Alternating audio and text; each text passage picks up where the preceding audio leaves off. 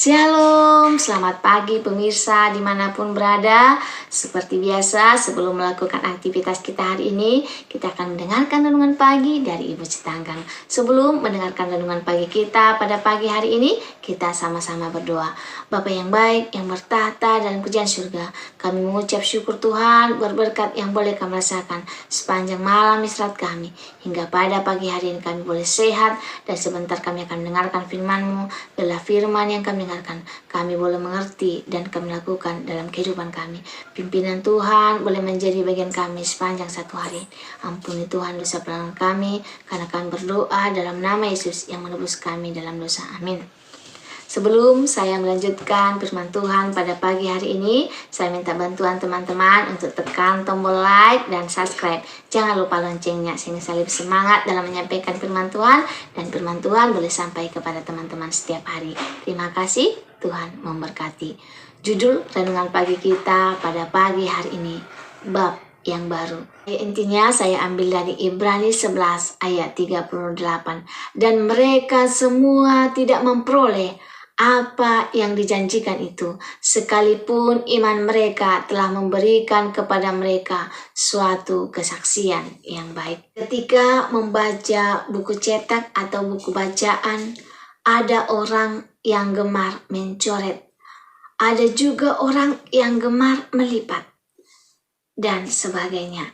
Ini supaya saat selesai membaca dan ingin kembali ke bagian itu, ia tidak perlu membolak-balik halamannya lagi.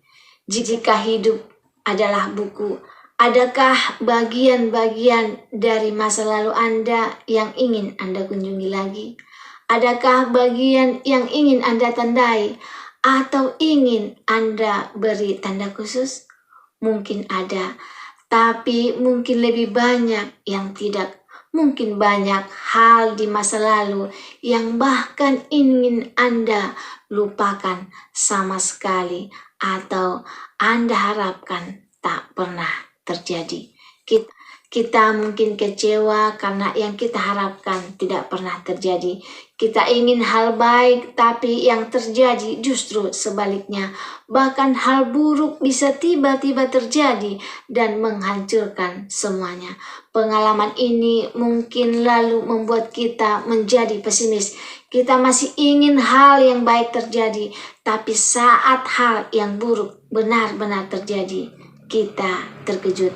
Atau saat kita mengalami hal baik, kita pasti berpikir ada hal buruk setelah ini. Secara rohani, kita merasa hal buruk itu adalah hukuman dari Tuhan atas dosa kita. Sebaliknya, saat ada hal yang baik yang terjadi, kita merasa itu karena kita sudah lebih dahulu melakukan kebaikan. Saudaraku, bukan seperti itu yang disebut hidup dalam Kristus. Cara pandang seperti itu adalah cara pandang orang yang belum memahami kasih dan anugerah Kristus.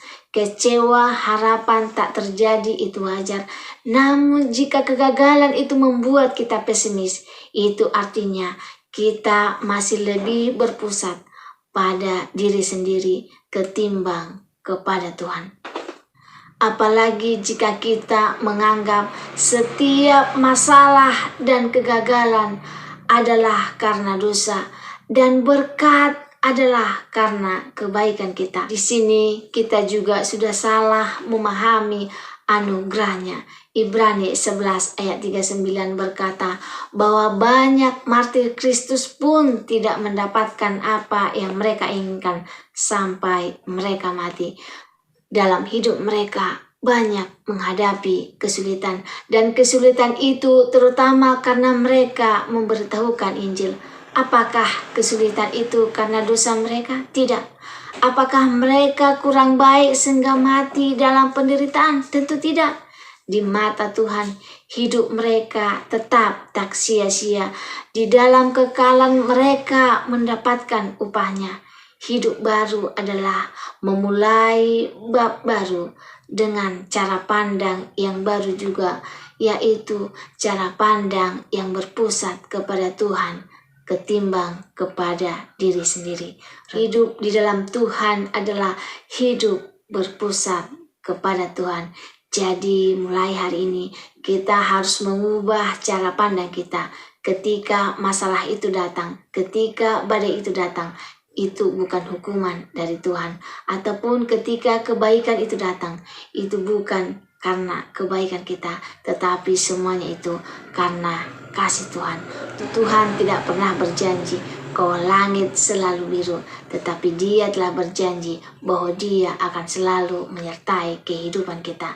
Sampai di sini firman Tuhan pada pagi hari ini. Semoga kita tetap semangat dalam menjalani kehidupan kita.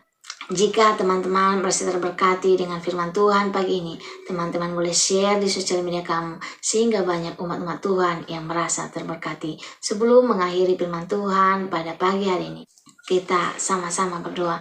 Bapa yang baik, kami ucap syukur buat berkat yang boleh kami rasakan melalui firman-Mu yang mengingatkan kami untuk hidup baru, mengubah cara pandang hidup kami, tetapi kami hanya Tuhan akan selalu menyertai kami dalam kehidupan kami. Kiranya berkat dan lindungan Tuhan boleh menjadi bagian kami sepanjang hari ini. Ampun Tuhan dosa pelanggan kami karena kami berdoa dalam nama Yesus yang menebus kami dalam dosa. Amin.